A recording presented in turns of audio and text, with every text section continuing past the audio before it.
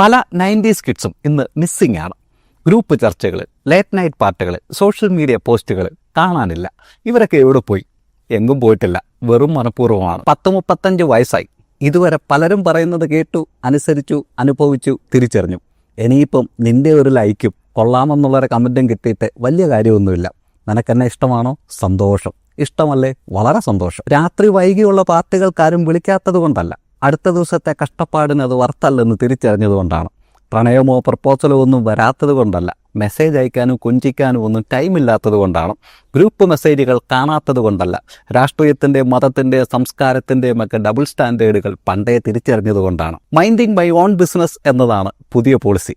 ജഗൻ നീ ഇറങ്ങണം എന്നാണ് പലരുടെയും താല്പര്യം എന്നറിയാം. ജഗന് തൽക്കാലം സൗകര്യമില്ല. ഇതിനെ വിവേകമെന്ന് വിളിക്കാം, തന്തവൈബെന്നും വിളിക്കാം. രണ്ടായാലും ഒരു കുഴപ്പമില്ല.